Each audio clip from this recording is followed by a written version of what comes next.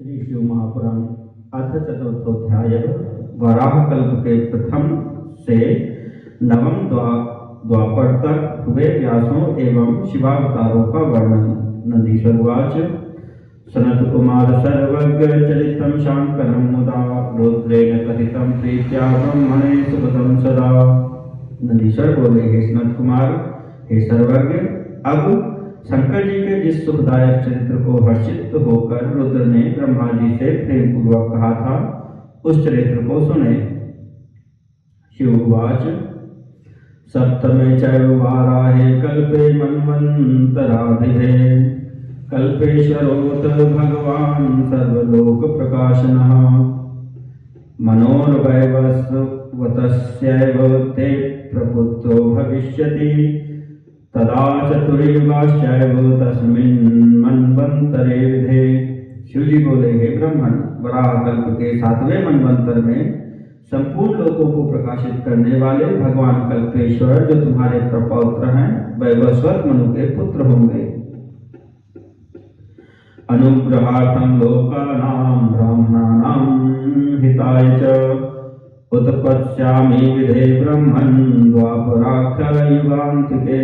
हे विधे, हे ब्रह्मन, उस समय लोगों के कल्याण के निमित्त तथा ब्राह्मणों के हित के लिए मैं प्रत्येक द्वापर युग के अंत में अवतार ग्रहण करूंगा।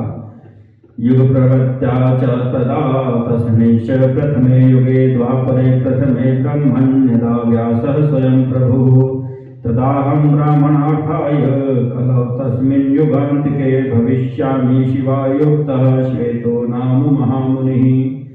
इस प्रकार क्रमशः युगों में के प्रवृत्त होने पर प्रथम युग में चतुर्युगी के प्रथम द्वापर युग में जब स्वयं प्रभु नामक व्यास होंगे, तब मैं ब्राह्मणों के हित के लिए उस कली के अंत में पार्वती सहित श्वेत नामक महामुनि के रूप में अवतार लूंगा। हिमवच्छिखरे रम्ये छागले पर्वतोत्तमे तदा शिखायुक्ता भविष्यन्ति विधेमं श्वेतशिखश्चैव श्वेताश्वः श्वेतलोहितः चत्वारो ध्यानयोगात्ते गमिष्यन्ति पुरं मम। हे विधे, उस समय पर्वतों में श्रेष्ठ रमणीय हिमालय के छागल नामक शिखर पर शिखा से युक्त श्वेत शिख श्वेताश्व और श्वेत लोहित नामक मेरे 4 शिष्य होंगे। वे चारों ध्यान योग के प्रभाव से मेरे लोक को जाएंगे। ततो भक्ता भविष्यन्ति ज्ञात्वा मां तत्त्वतो वयं जन्म मृत्यु जराहीनाः परब्रह्म समाधयः। तब वहां मुझ अविनाशी को तत्वपूर्वक जानकर वे मेरे भक्त होंगे और जन्म मृत्यु जरा से रहित तथा परम ब्रह्म में समाधि लगाने वाले होंगे। द्रष्टुम शक्यो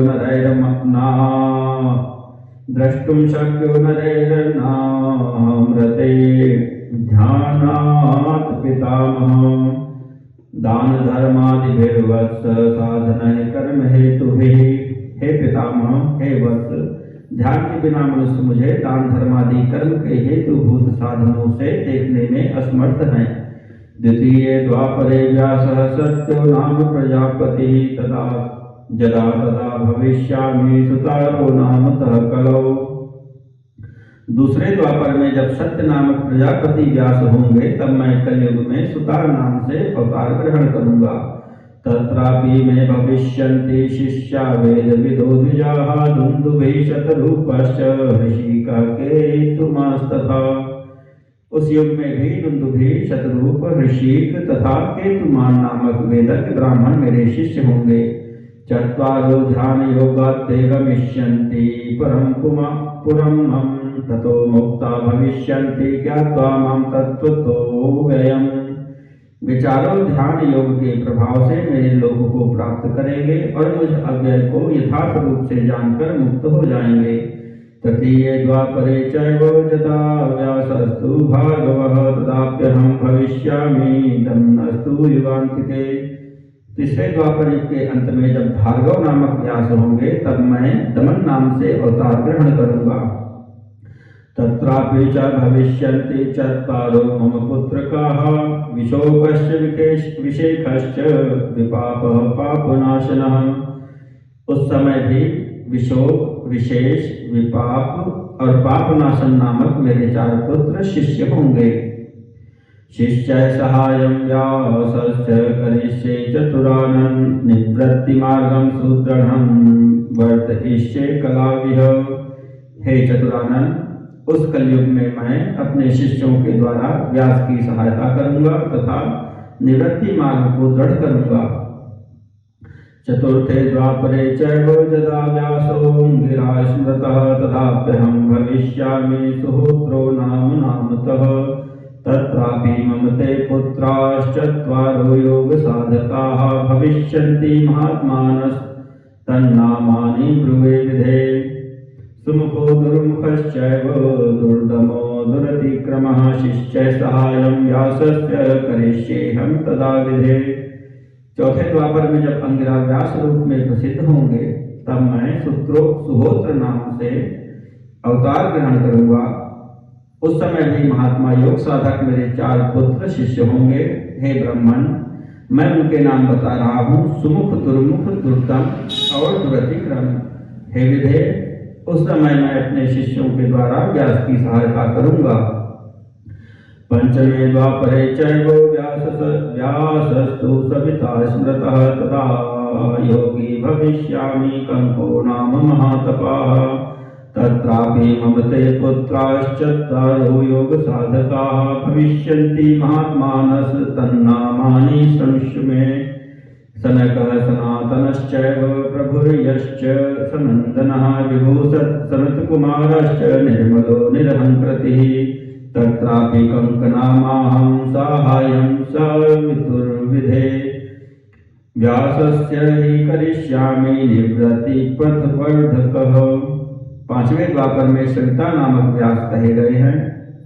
उस समय मैं महातपस्वी कंक नामक योगी के रूप में अवतार ग्रहण करूंगा। उस समय भी मेरे 4 योग साधक तथा महात्मा पुत्र शिष्य होंगे। उनके नाम मुझसे सुनिए, सनक, सनातन, प्रभु सनंदन और सर्वव्यापी निर्मल अहंकार रहित सनत कुमार।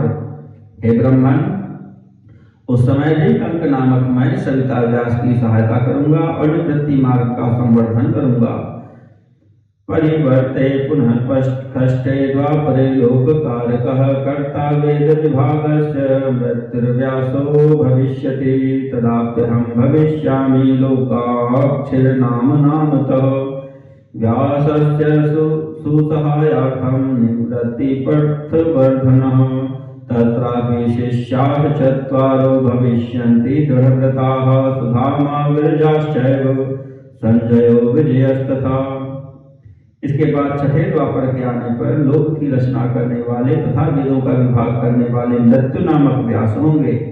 उस समय भी मैं लोकाक्षी नाम से अवतार ग्रहण करूंगा और व्यास की सहायता के लिए निवृत्ति मार्ग का वर्धन करूंगा। उस समय भी सुधामा, विरजा, संजय और विजय नामक मेरे 4 दृढ़व्रती शिष्य होंगे। सप्तमे परिवर्ते तु यदा व्यासः शतक्रतुः तदाप्यहं भविष्यामि जैगीषव्यो विभुर्विधे। योगं संदृढयिष्यामि महायोग विचक्षणः काश्यां गुहान्तरे संस्थो दिव्यदेशे कुशास्तरिः। साहाय्यं च करिष्यामि व्यासस्य हि शतक्रतोः उद्धरिष्यामि भक्तांश संसार भयतो विधे। तत्रापि मम 4 भविष्यन्ति सुतायुगे सारस्वतश्च योगीशो मेघवाह सुवाहनः। हे विधे, 7वें द्वापर के आने पर जब शतक्रतु नामक व्यास होंगे उस समय भी मैं विभु जैगीषव्य नाम से अवतरित होऊंगा और महायोग विचक्षण होकर काशी की गुफा में दिव्य स्थान में कुशा के आसन पर बैठकर योग मार्ग को दृढ़ करूंगा तथा शतक्रतु व्यास की सहायता करूंगा। एवं हे विधे, संसार के भय से भक्तों का उद्धार करूंगा। उस युग में भी सारस्वत, योगीश, मेघवा और सुवाहन नामक मेरे 4 पुत्र शिष्य होंगे।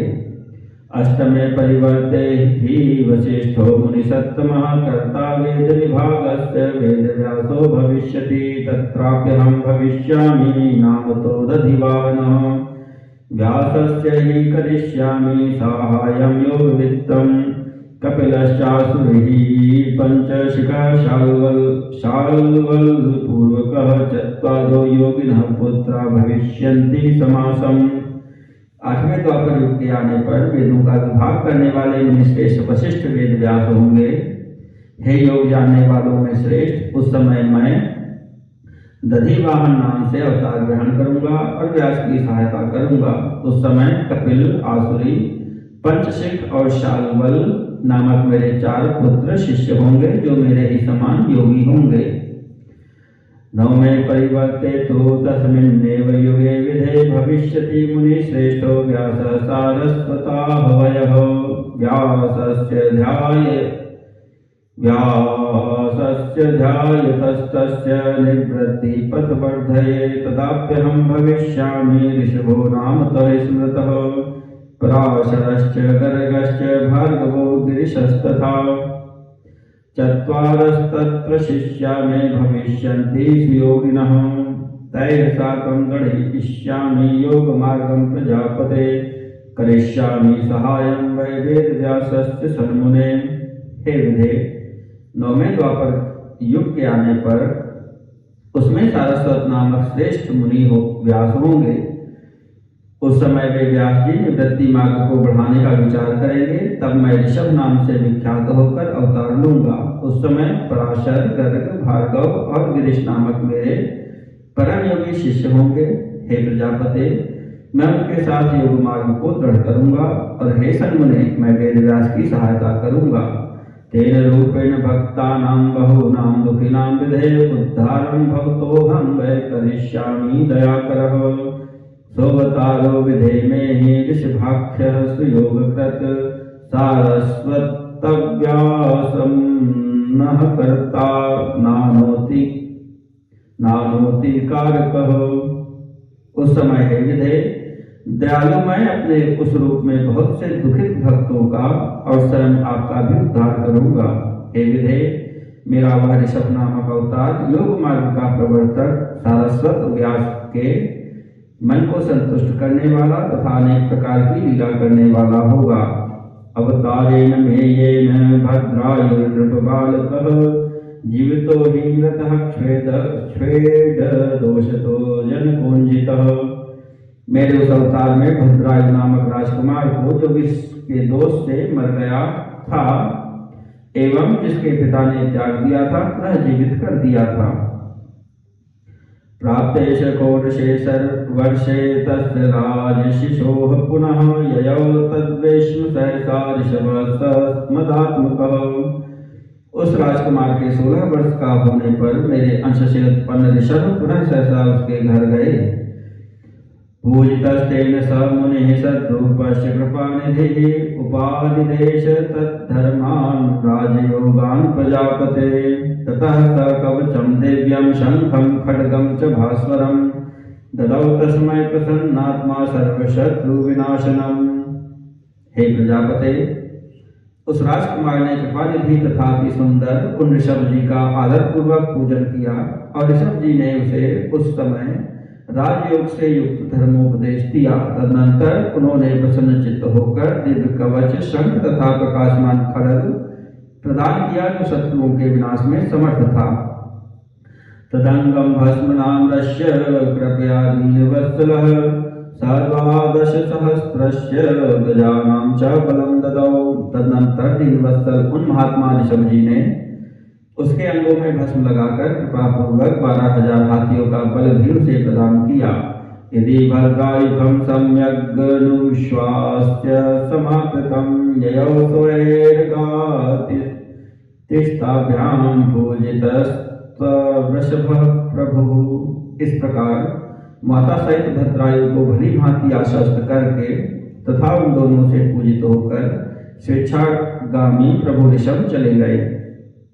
भद्रायुरपि राजर्षिर्जित्वा दिक्भूगणान् विधे राज्यं चकार धर्मेण विवाह्य कीर्तिमालिनीम्।